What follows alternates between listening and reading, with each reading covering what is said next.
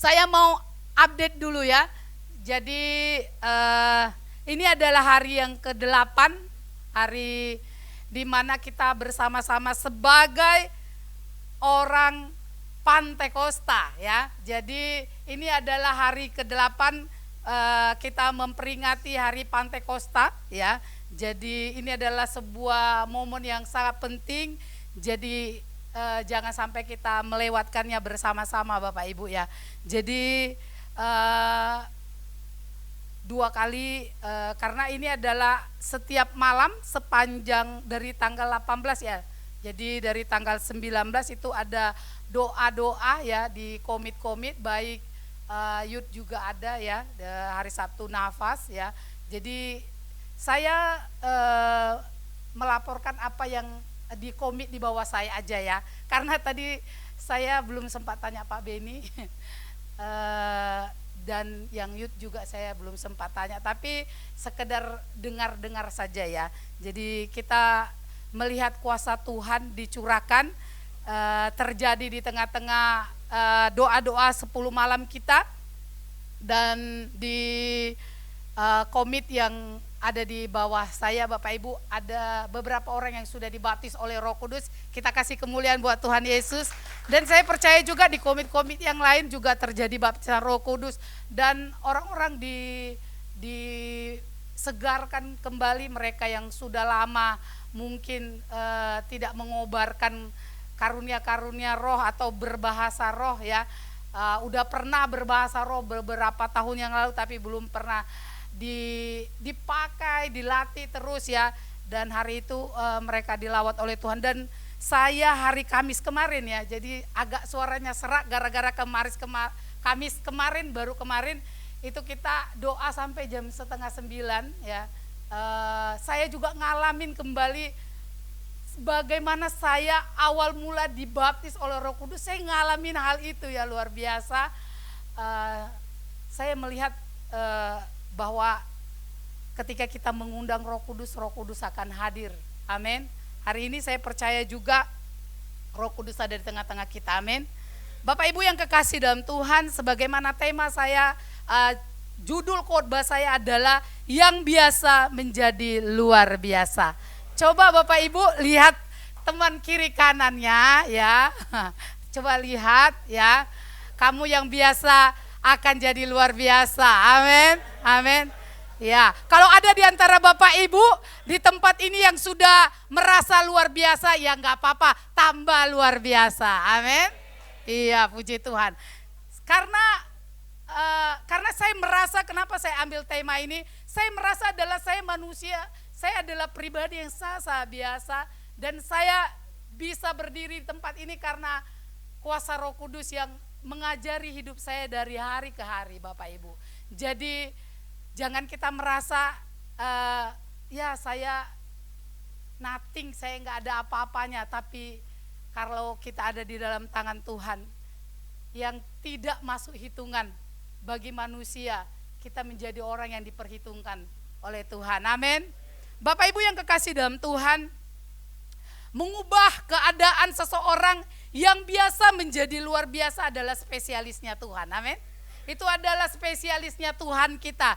Jadi kalau ada di antara Bapak Ibu hari ini yang merasa saya itu nggak ada apa-apanya, mungkin saya adalah seorang pecundang, saya nggak punya masa depan, saya nggak punya pengharapan. Tapi hari ini ada kabar baiknya, bahwa Tuhan mampu memberikan masa depan. Amin. Tuhan mampu mengubah kehidupan kita yang biasa menjadi luar biasa. Karena kitab Lukas berkata, di dalam Lukas pasal yang pertama ayat yang ke-37 berkata, sebab bagi Allah tidak ada yang mustahil. Amin. Mari kita mau katakan, sebab bagi Allah tidak ada yang mustahil.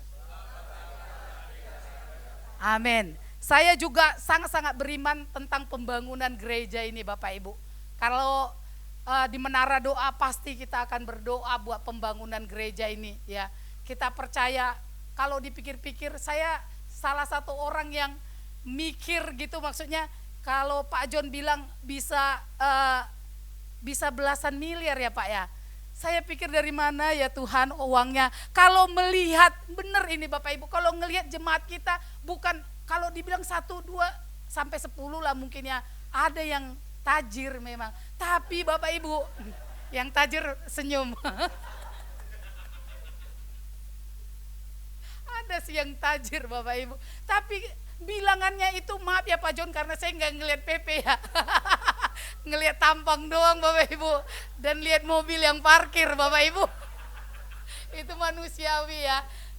Tapi benar-benar saya bilang Tuhan, ini adalah sebuah tantangan iman buat saya juga Bapak Ibu.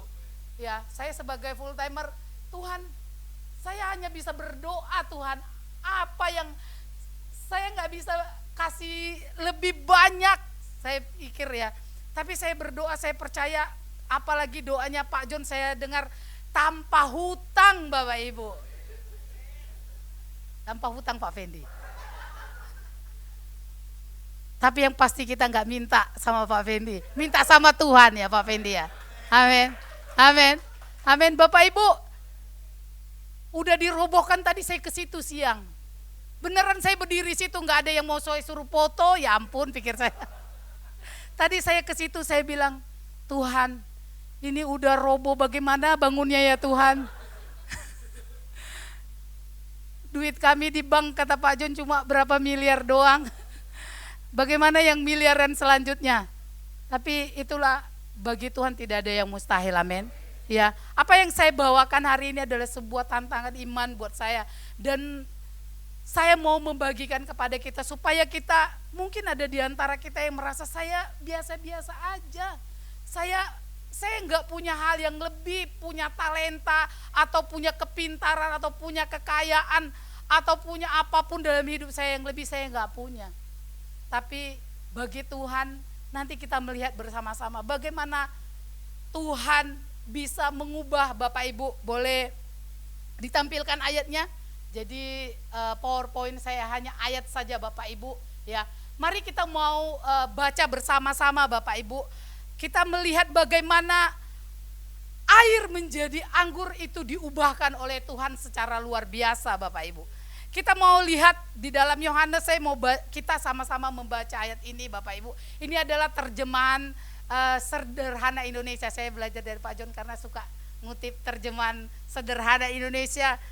Saya mau nyontek juga gitu ya. Gak apa-apa ya Pak. Oke, kita mau baca bersama-sama. Bapak Ibu agak lompat-lompat ayatnya ya. Tapi nanti ayat yang ini enggak lompat-lompat, ini secara urut ya. Jadi saya ayat yang ke-6, Bapak Ibu ayat yang ke-7 nanti demikian selanjutnya ya. Saya baca yang pertama sekali. Di rumah itu ada 6 bak air besar yang terbuat dari batu. Bak itu diisi air supaya tamu-tamu bisa membasuh tangannya sesuai adat Yahudi. Setiap bak isinya kira-kira 100 liter. Bapak Ibu.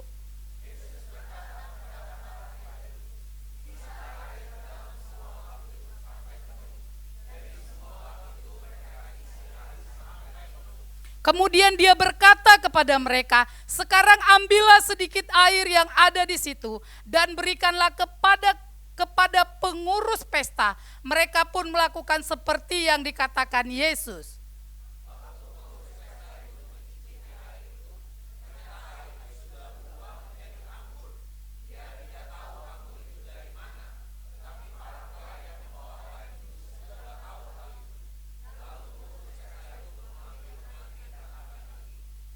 Dan berkata kepadanya, waktu orang mengadakan pesta, mereka hampir selalu menghidangkan anggur yang lebih baik, yang lebih enak dulu. Dan sesudah semua tamu minum secukupnya, mereka menghidangkan yang lebih murah untuk menghemat. Tetapi baru sekarang saudara menghidangkan anggur yang terbaik. Bapak Ibu yang kekasih dalam Tuhan, dari pembacaan firman Tuhan ini adalah kisah di mana mujizat pertama kali yang dilakukan oleh Yesus, yaitu di pesta perkawinan Bapak Ibu. Jadi waktu hari yang ketiga anggur itu habis dan Yesus ada di tengah-tengah pesta tersebut. Lalu orang tua ibu daripada Yesus ya, dia kasih tahu kepada Yesus bahwa anggur di pesta itu sudah habis. Bapak Ibu yang kekasih dalam Tuhan, kalau kita baca, saya nggak mau menjelaskan lebih detail tentang anggur ini Bapak Ibu, tapi anggur yang menjadi air yang menjadi anggur ini bukan hanya sekedar anggur. Biasanya anggur itu difermentasi dulu ya. Jadi Bapak Ibu, anggur ini bisa dengan sekejap ya berubah air menjadi anggur. Ternyata anggur ini katanya ada suara yang ngegaung. Saya jadi terganggu. Oke. Masih ada? Ya. Oke. Oh, masih ada. Oke. Kalau enggak orangnya keluar dulu, matiin. Udah ya? Oke, ya. Puji Tuhan. Bapak Ibu, ternyata anggur yang berubah ini bukan hanya sekedar anggur Bapak Ibu, bukan sekedar anggur yang biasa ya. Bahkan bukan anggur seperti yang disajikan pertama kali ya. Karena anggur yang enak itu, yang baik itu disajikan di awal, nanti di akhir-akhirnya katanya dicampur air lebih banyak ya. Tapi yang Yesus lakukan ini adalah benar-benar lebih baik dari yang pertama yang disajikan. Jadi anggur ini katanya, kalau saya baca Bapak Ibu, bahkan anggur yang dibuat Yesus air menjadi anggur ini, itu menjadi anggur yang menyehatkan juga katanya. Bapak Ibu, bagaimana kita melihat bahwa air yang biasa itu bisa diubah Tuhan menjadi anggur yang menyehatkan, yang menyegarkan Bapak Ibu ya. Ini adalah satu hal di mana kita boleh tidak meragukan kuasa Tuhan, meyakini bahwa sesuatu yang biasa bisa menjadi luar biasa, sesuatu yang tidak mungkin bisa menjadi mungkin bagi Allah kita. Amin. Amin Bapak Ibu. Mari kita mau menyerahkan kehidupan kita, kita mau datang kepada Yesus sama seperti ibu daripada Yesus ini datang kepada Yesus, dan mujizat itu terjadi. Amin. Ketika kita datang kepada Yesus, yang biasa menjadi luar biasa. Bapak Ibu, mungkin diantara Bapak Ibu bilang, ujung-ujungnya sama Yesus. Memang hidup kita ini ujung-ujungnya sama Yesus Bapak Ibu. Percaya atau tidak percaya Bapak Ibu, kalau Bapak Ibu coba aja nih ya, coba Bapak Ibu di luar dari keluarlah dari jalannya Yesus, apa yang akan Bapak Ibu alami ya.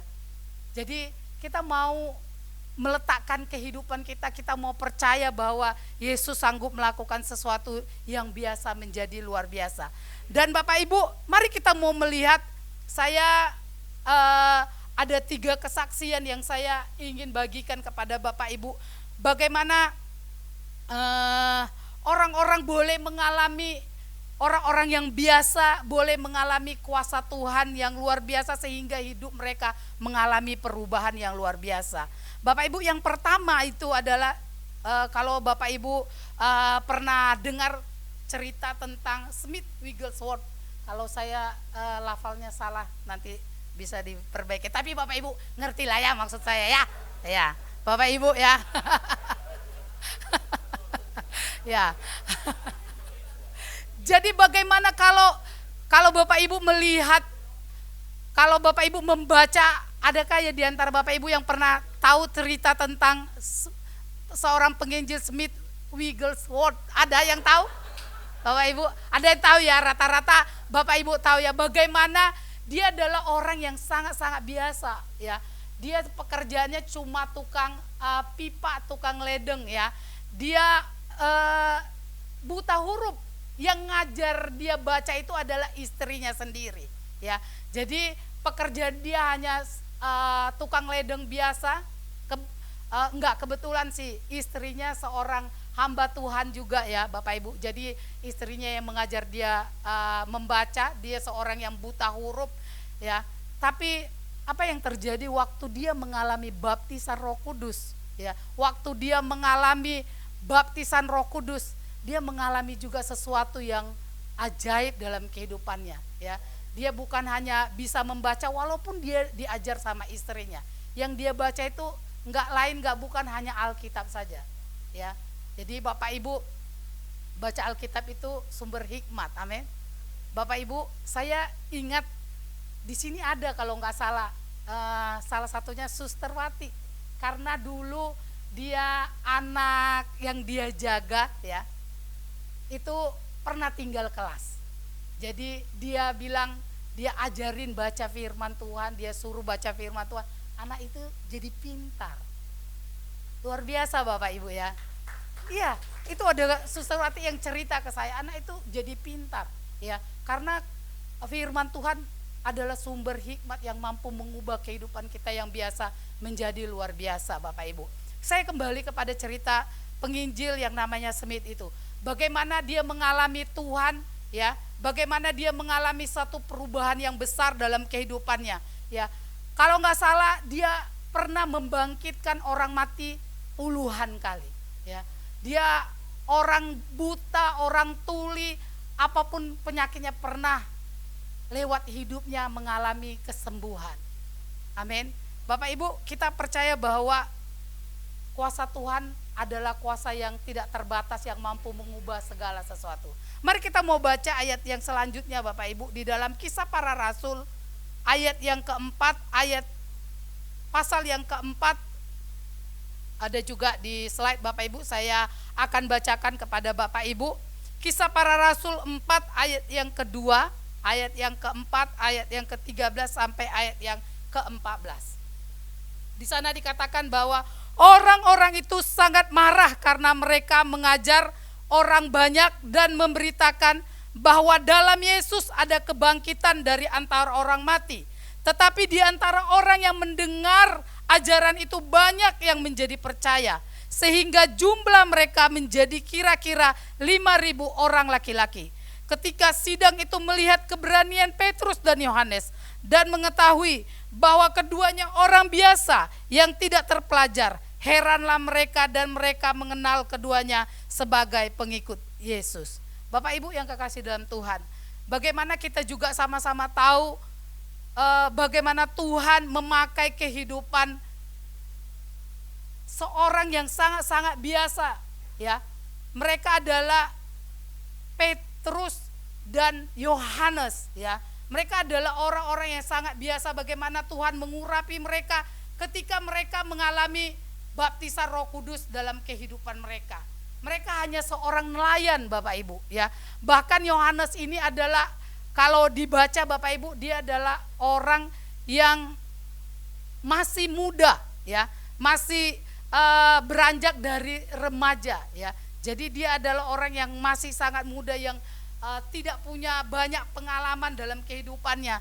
Tapi bagaimana mereka boleh melakukan tanda-tanda heran, bagaimana Tuhan memakai kehidupannya, mereka bisa mengajar katanya ya. Mereka ada 3.000 orang ya, di ayat yang keempat ya, ketika mereka mengajar ada banyak orang yang kira-kira 5.000, bukan 3.000 Bapak Ibu ya, ada 5.000 orang yang menjadi percaya.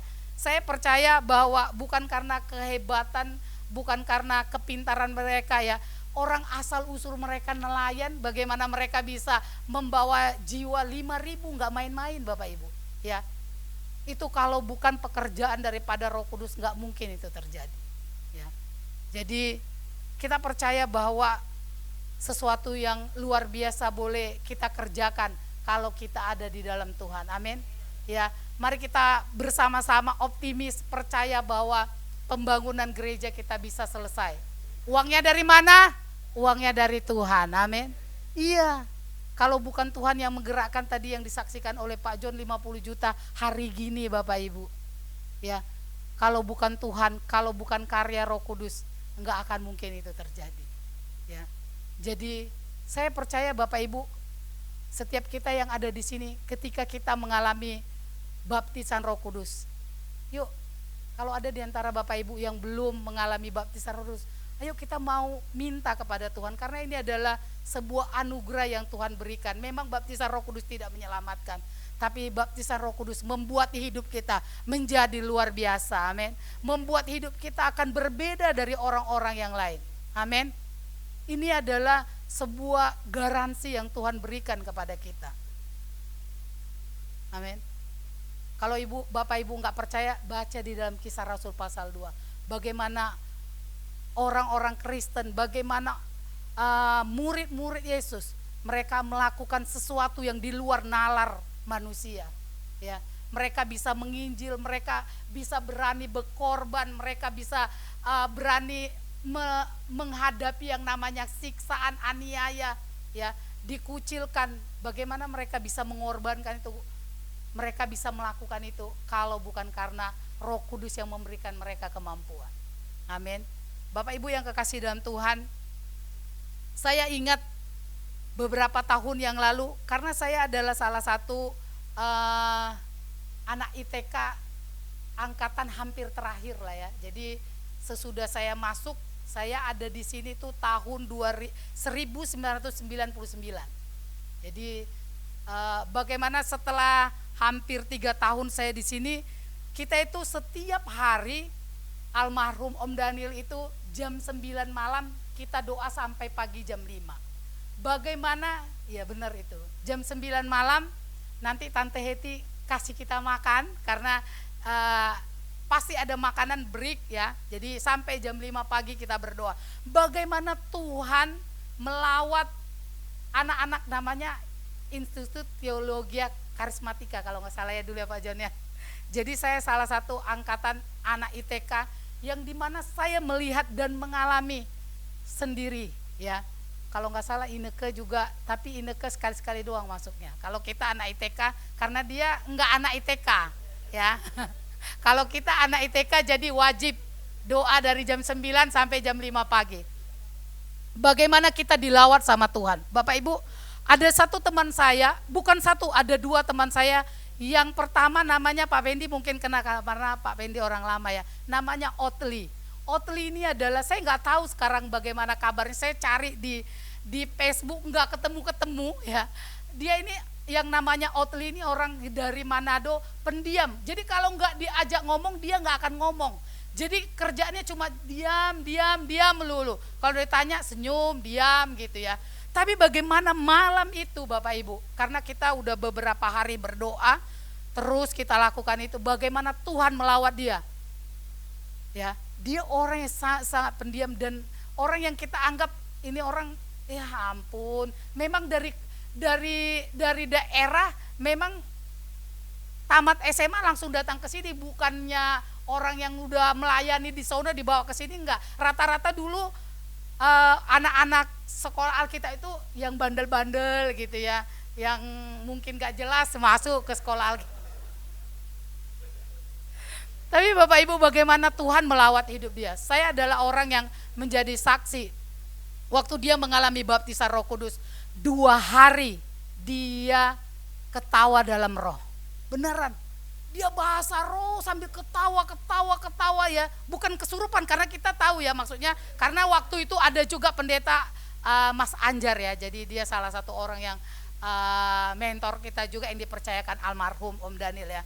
Bagaimana dia mengalami Tuhan 2 hari sampai dia bilang, Roh Kudus jangan bercanda, udah berhenti dia bilang begitu. Tapi dia terus ngalami, kita ngajak ngomong dia ketawa berbahasa roh. Kita jadi bingung, kita mau apakan ini ya. Akhirnya dia mulai, kalau disuruh, kalau dulu Om Daniel setiap, kalau Jumat malam itu setiap minggu ada doa malam ya Pak Pendi ya. Jadi dia salah satu orang yang menyampaikan firman Tuhan. Kalau yang di Gede paling ditunjuk beberapa orang, tapi di kapel-kapel dulu di loteng lantai sekolah Immanuel itu ada. Dia salah satu orang yang berani menyampaikan firman Tuhan dari orang yang biasa.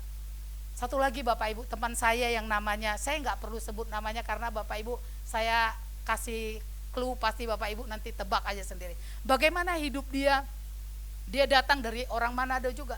Dia datang dari orang yang punya masalah, kehidupannya yang morat-marit. Setelah kita tahu ya, dia adalah seorang wanita, bagaimana dia ternyata pernah ngalamin ikatan dosa yang sangat-sangat luar biasa.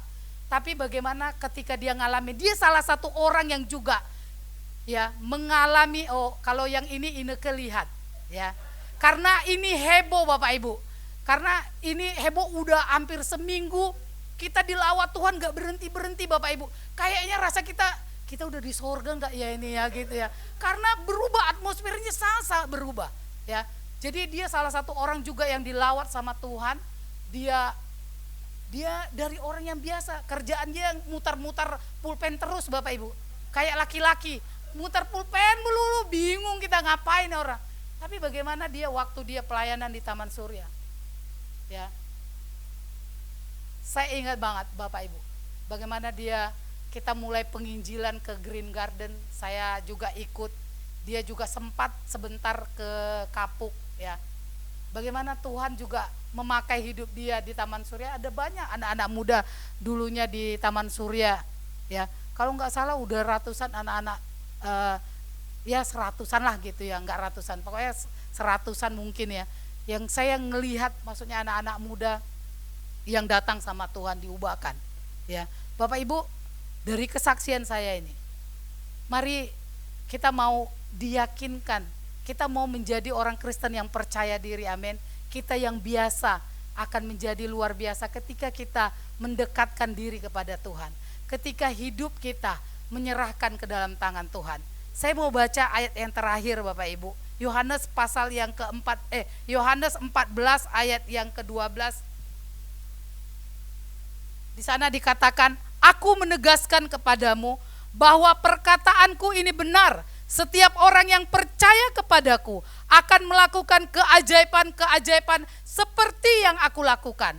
Dan bukan hanya itu, mereka juga akan melakukan berbagai keajaiban yang lebih hebat dari yang pernah aku buat. Karena sebentar lagi aku akan pergi kepada Bapakku. Bapak Ibu yang kekasih dalam Tuhan, firman Tuhan bilang di dalam Yohanes 14 ayat 12 bahwa kita juga akan melakukan keajaiban-keajaiban, perbuatan-perbuatan yang besar, sama bahkan lebih besar dari apa yang Yesus pernah lakukan di dalam muka bumi ini. Amin. Bukan karena kehebatan kita, tapi karena ada Roh Kudus di dalam kehidupan kita. Oleh sebab itu, engkau yang biasa, engkau yang merasa dirimu gak ada apa-apanya, ayo biarkan hidupmu dipenuhi oleh Roh Kudus. Amin. Ketika engkau dipenuhi oleh Roh Kudus, maka engkau akan melakukan sesuatu yang luar biasa.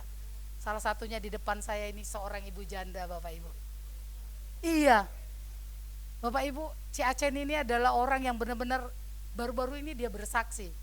Ya, dia bersaksi, dia datangin lagi orang-orang, semangatnya luar biasa kalau menginjil Bapak Ibu. Waktu beberapa tahun yang lalu ada orang yang mau bunuh diri, dia bilang, Rip tolong konselingin nih orang mau bunuh diri. Saya bilang yang bunuh diri aja kok kamu kasih sama aku.